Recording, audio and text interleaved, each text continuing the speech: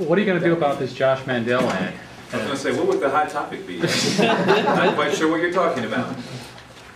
Well, first of all, we responded today. We started with an ad today that responds. You know, for me, I'm all about facts. And by the way, if you want to put that ad in any of these newspapers, we'd be happy to entertain. Chuck will give you a group rating. All right. And so we will respond today with an ad that really is focused on the facts and you know, I do feel compelled to denounce the idea or concept that because there's a lot of innuendo and there's a lot of I would think I'll use the words of others, you know, what has been deemed as bigotry and innuendo and fear-mongering tactics. We feel obligated to respond to that. I think of it no differently than I think of sort of a civil rights battle of those who've come far before me and the things that they sacrificed and were forced and compelled to do to ensure that people like myself would have fair and equal opportunities to continue the fight on. And I see this as not very different around the idea of race and religion and its place in political advertising and political campaigns. And so we respond with an ad today. We also filing a complaint with the Ohio Elections Commission. Again, our perspective is that every allegation in that ad is absolutely false, and they're stated as facts, and they are not. We can substantiate every piece of it and have from our perspective on it. So we'll file with the Elections Commission as well, and we would like the ad to come down, and I think that's the right thing to do. Have you contacted representative at all and asked him to do that? We have. We sent a formal request as a part of our approach and process to the ad in terms of the legal steps to be taken. Obviously, we would have loved to have avoided that. That's costly. You know, it's not going to be cheap. And so, from our perspective, the right thing to do would have been for us to just contact them and for them to just say, yeah, we'll pull the ad. But that wasn't the case. It wasn't the case that they would pull it, they said no, we won't pull it? They said no, that's correct. Okay. Yeah. You're in the way down ticket race. How do you get people out there to understand what you do in the Treasurer's office and to be interested in that race when there's governor's race and the Senate race, and I mean, how are you doing that? How are you getting your word out and getting people interested in this race? Well, we've tried to focus on the facts. I mean, I've this isn't my first time in elected office. You know, I was on city council for nearly a decade, and what I've learned over the years is that the public wants to be as educated about the job you've done as they do the office that you hold during an election process. And folks who are paying attention to the election are likely to, they want to know information. They want to know who you are as a person. They want to know what your record is. They want to know what your job, what you do. And so we've tried to stay focused on that part of it. We've got some tremendous accomplishments to talk about in the Treasury. And we'll focus on communicating those accomplishments. But we think that we've been one of the best treasuries in the nation, and we have some evidence that would support that based on the National Association of State Treasurers, the National Association of Securities Professionals, as well as a variety of other accomplishments that I'd like to talk about a little bit today. And so I think by focusing on the facts and giving people, the public, an opportunity to understand the record of each candidate, their experience, and what they bring to the table, I believe that voters will respond. The point about the office, and it's down ballot, you know, I'm not unrealistic about where the Treasurer's office and the Treasurer's race fits in the scheme of the election process. I'm just not.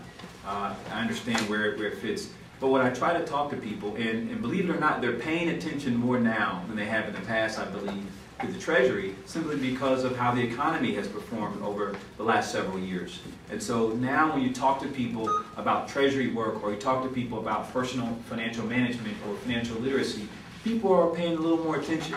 And what I describe the Treasury is, I always tell people, think of the Treasury as the state's bank. It's like your own bank. Each week you make a deposit in your account, and while the money is in the bank's care, they're investing it, they're loaning it out, perhaps giving you a little bit of interest on the money, Well, that's the same way the Ohio Treasury works, just like, but on behalf of the state of Ohio, on behalf of the governor, on behalf of the legislature. All the money that comes in through taxes, we invest it, and we put that money back into the account, and then when it's ready to be used, it's there for them. You know, whether they're using ATM or check or however they use the money, it's there. In the meantime, we're loaning it out. You know, we're sometimes borrowing on it. We're sometimes using it to invest in small businesses and other creative things for Ohio. And so when you talk to people about that, my feeling has been they've been responsive. And I think, not to sound arrogant or egotistical, but people have been responsive to me about it. You know, maybe they're just being nice to me because I'm standing there, but they generally have been very responsive, like, oh, I never thought of the Treasury in that way, and now I get it. Okay. What's been some of the biggest frustrations that you've had since you've been in office, and what are you doing about them? That's an important question. So think about when I came into office. January of 2009. Think about that. Lehman Brothers had filed for bankruptcy a couple of months before that. Companies like AIG, Wachovia, Freddie Mac, Fannie Mae were on the cusp of bankruptcy or being taken over by the government. States like California and Kansas were writing IOUs to pay on their debt obligations. States like Florida were losing tons of money even in their fixed income portfolio. And I became treasurer of the 7th largest state in the United States of America. And so without question, you know, the markets were turned upside down. The economy had a gaping hole in it. We're losing jobs daily. There probably wasn't a state in the United States that wasn't losing some value in their portfolio on a daily basis. And so when I came in, you know, I was taking over a midterm. So, you know, Rich Cordray had been elected to a special election and created a vacancy. A number of staff moved over with him, and so a third of the office was vacant. I got in thinking, we need to make sure that we don't miss any debt obligation payments. We need to make sure that every transaction is carried out at the top performance level that it can be, and we need to get these positions filled to ensure that we're protecting the security of the Treasury. And in that environment, when every day you come in, another company is collapsing, which you could hold assets for, or could affect the value of the securities that you may have in your portfolio, you're constantly trying to navigate and maneuver, how do we not lose money? And being a new guy on the statewide level, I mean, every single day, we're in a room this size, literally, and we're trying to hire people, we're trying to deal with other things, and we're navigating through the market for that day, the financial markets that day, saying, oh my gosh, it looks like we're going to lose 10 million today. It looks like we're going to lose 20 million today. It looks like we're going to lose 10 million. And we went through the entire 2009 and so far 2010 and didn't lose one single penny. We didn't lose one single dime to bad investments. And that's something we worked very hard for and we're very proud of. And not many treasuries, not many states can actually say that. That is a good statement. Yeah. And if I might add, we did it while at the same time reducing our internal costs by about 12%, including 2 personal pay cuts that I took myself, voluntary personal pay cuts I took myself. We reduced our pension funds costs, so we're the custodial agent for pension funds. We reduced those by 63%. First time that's happened, such a drastic move in the history of the state of Ohio. And these are things we feel really proud of, and we did it in the worst economy since the Great Depression. And it looks like you may have to do it again, given the fact that there's an $8 billion federal government one-time payment to the state of Ohio in this biannual budget that won't be there in the next biannual budget. What do you see as the challenges from the lack of revenue to the state of Ohio, and how that affects your department, and what changes you'll make to further make it more efficient? Well, first of all, I think the biggest thing that we can do as elected office holder is focus on job creation. Ohio has lost thousands of jobs, and the nation lost $8.4 million jobs over the last year and a half or so. And so, in my mind, the greatest thing that we can do is find ways to creatively use our portfolio to help create and retain jobs in the state. And that is the greatest contribution that we can provide as elected officers. And each office has a role to play in that. From the Treasury standpoint, think of us as the office with the financial leverage. You know, part of our job is to fund the programs that the Department of Development uses to create and retain jobs in Ohio with small and medium-sized businesses. And our job is to fund those programs. And so we go out and we sell our credit, we sell our bonds on the open market to provide the cash, the capital, for those businesses to be able to pursue job creation or job retention or whatever it is.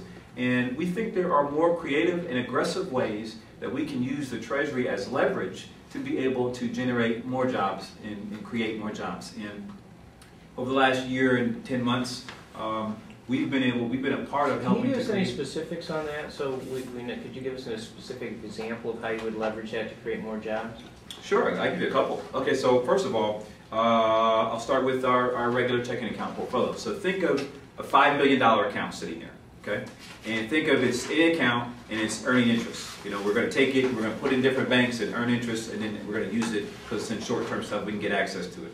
Well, we have the greatest program in the world called the late deposit model. So the Ohio Revised Code, I'm getting to it, the Ohio Revised Code allows us to use up to 12% of our portfolio for economic development. So think about this for a second. We can take that money, and let's say you're a small business owner, and you want to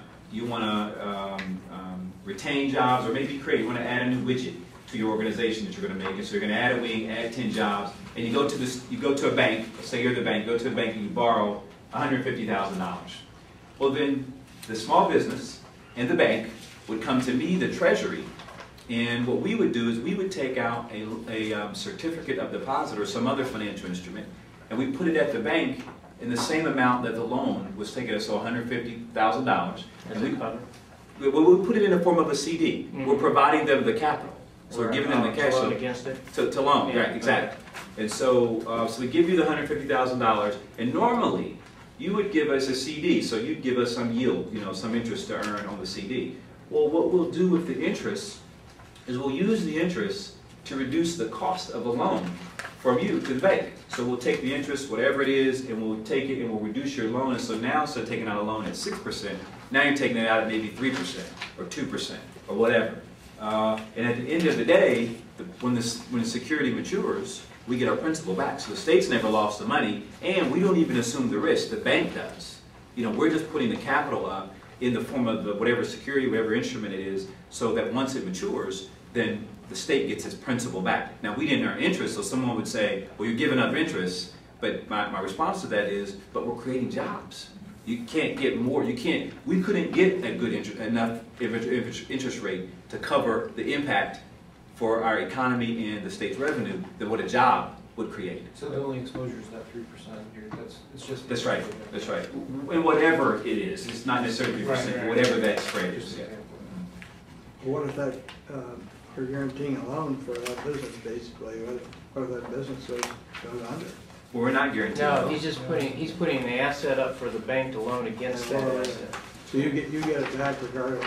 100%. 100% of it back. So the bank takes the risk of that. The bank assumes the risk, and it's good for them because they're getting the interest back anyways. They're just cutting it off of the loan, and they're getting the interest back, and they've got our money to loan out. And so they got new customers, they got more capital, so forth and so forth. Is that a new program, or is that something? It's not, but this is the nuance to it. It's not, but this is the nuance to it. What we've said is, so the economy's bad, interest rates are very low.